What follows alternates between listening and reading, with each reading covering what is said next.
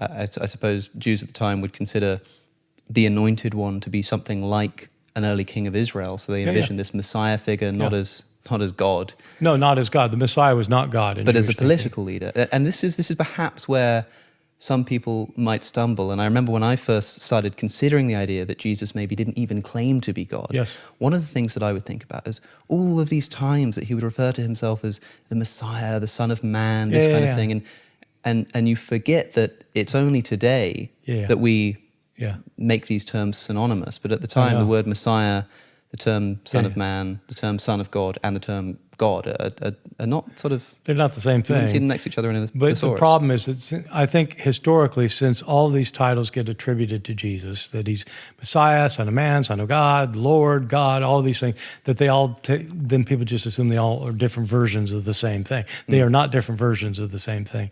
If you ask any Jew living in the first century, you think that person's the Messiah. You mean he's God? They say, what? What do you mean? No, I said he's the Messiah. That clip I just showed you comes from another video where Bart Ehrman is arguing that Jesus never claimed to be God.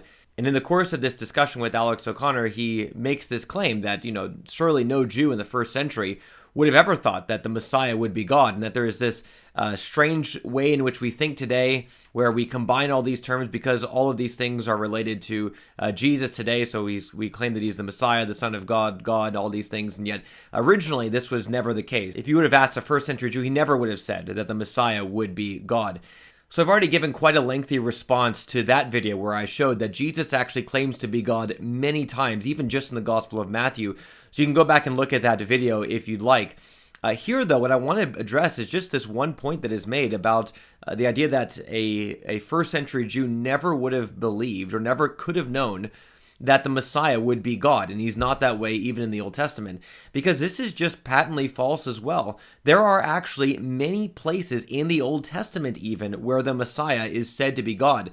Now, in the video where I responded to Bart Ehrman and Alex O'Connor with regard to the idea that Jesus never claimed to be God, I had actually listed two of them because there are actually two places where Jesus makes use of these Old Testament texts and applies them to himself. And that's his use of Psalm 110, verse 1, and also Daniel 7, verses 13 and 14.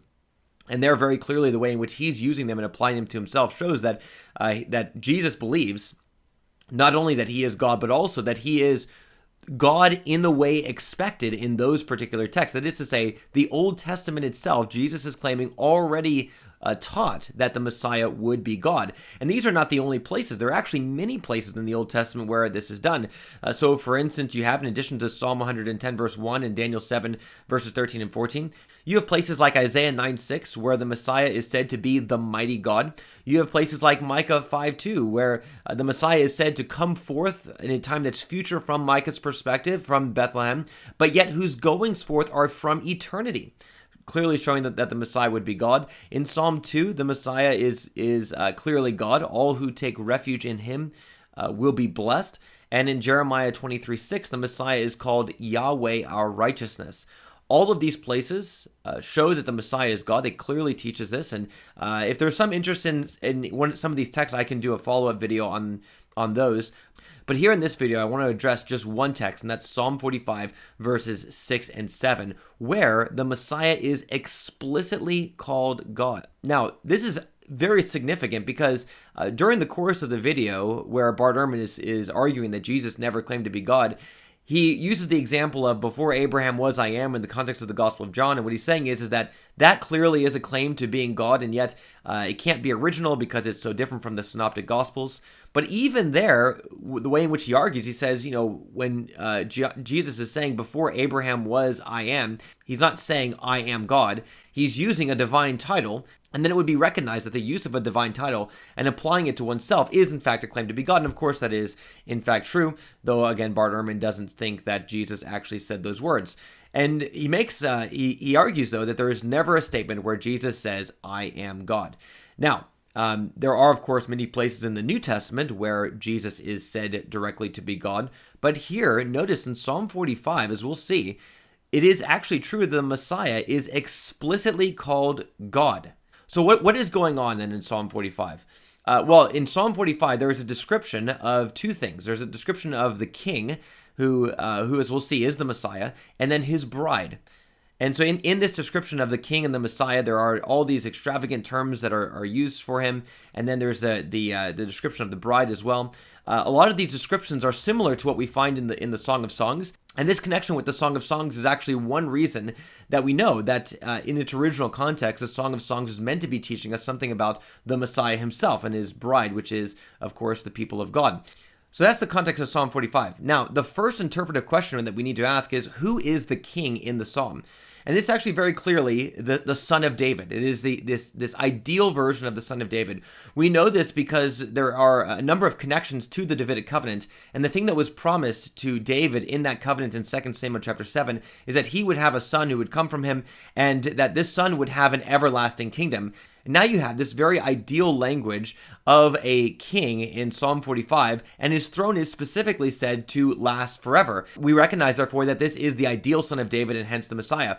Furthermore, what you see is that in this text, God actually anoints the king. And so the word there is the word Messiah. It's in its verb form, but it's there. You remember that the word Messiah means the anointed one. And here you have God himself anointing an ideal king who then has an everlasting kingdom.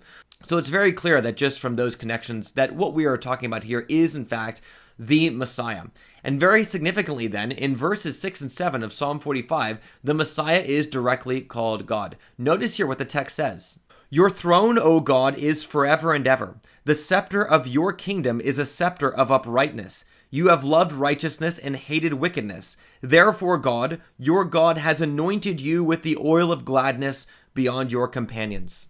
All right, so notice then what is happening here in these couple of verses. There is one figure who is called God. Your throne, O God, is forever and ever, it is said of him. And then later on in the next verse, it says, because you've loved righteousness and hated wickedness, therefore God, your God, has anointed you. Now, the you in the text very clearly must refer back to the figure who was just spoken of in the previous verse, because that figure, who is called God, is spoken of in the second person using second person pronouns. And now, in the next verse, there is another figure who is also called God, who is said to anoint the first figure, who is God, who has an everlasting kingdom. The plain meaning of the text is that God anoints God with the oil of gladness and gives to him an everlasting kingdom. And so you have a couple of things going on here. There is one figure who is the Messiah, who is the one who is anointed, who is called God himself. And then there is another figure who is also God, who anoints him. And yet, what we understand from the totality of the teaching of the Old Testament is that there is, in fact, only one God. This is the same kind of logic that we would use to argue for a Trinitarian interpretation of John 1:1, where it says, in the beginning was the Word, and the Word was with God, and the Word was God. So in that second phrase there in John 1:1, what we recognize is the Word was with God. There's a distinction from God. And yet the last thing that's said in the verse, and the Word was God, equates the Word with God. And therefore, in John 1:1, you have one figure, the Word, who is called God. And he's distinguished from another figure who is also called God. And yet there is only one God. And we recognize that that clearly teaches that there is more than one person in the Godhead, and that the Word is in fact the second person of the Godhead. Now, if that teaches that in John 1:1, you'll notice that there is the exact same thing that is happening here in Psalm 45. And even that the equation of God is specifically related to the Messiah. There is one person who is called God, and he is anointed. He is the anointed one by another one who is called God. And yet, on the basis of the teaching of the entire Bible and the Old Testament, there is in fact only one God. Now, this has actually been a great problem for scholars because they actually all recognize that the plain reading of the text is that the Messiah is called God.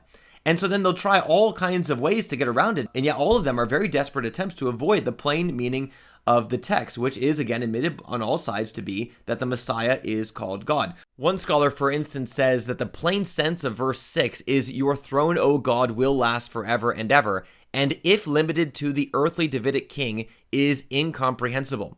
Another scholar says the phrase, your throne, O God, is problematic because it appears to address the human king as divine.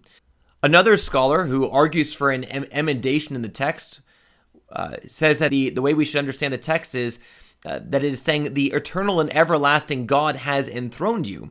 However, in order to do this, this particular scholar suggests that the text is different than any other version that we have, and that basically we should read the text in Kisacha, in the text as a denominative PL from Kisei. However, when asked about the evidence for such reading, he says the only evidence for this proposal is its manifest good sense, its concordance with the Ugaritic and Hebrew proclivity for coining such verbs, that is to say, the word does not actually exist, and negatively, the unsatisfactory nature of the numberless solutions which have been proffered on behalf of this crux interpretum. Now, what this particular scholar is saying is, look, we just don't have any other solution. There's no other answer to this particular problem. However, all the problems actually just disappear if you just recognize the plain reading of the text, which is that the Messiah is called God. The Messiah is just plainly called God. And therefore, even we could say, in Psalm 45, we have a true and very clear declaration that there is more than one person in the Godhead even, and therefore that the whole Bible is in fact Trinitarian in nature. Another scholar says this, he says, thus we would have to assume that the ancient Near Eastern deification of the earthly king, which is also well documented in Canaan through the Amarna text, prevailed in a singular way that contradicted faith. So the idea is that there's already this tension that people are recognizing that, how could it be that something like this would be even in the Old Testament, which clearly teaches that there's only one God? Well, the answer is that it appears that even in the Old Testament, it was recognized that there being only one God does not mean that there could not be a plurality in the Godhead in some way, and even that the Messiah is a part of that Godhead. And we recognize that in 2 Samuel 7, the Messiah is actually called the Son of God. So here we have all the pieces that are coming together for a New Testament theology. In Psalm 45, there is a recognition that the Messiah is Son of God, and that he is, in fact, fully God. Therefore, it's clear that not only did Jesus claim to be God, but the Old Testament itself proclaimed that the Messiah would be God. Jesus is, therefore, the perfect fulfillment of what was already prophesied by the prophets so many ages ago.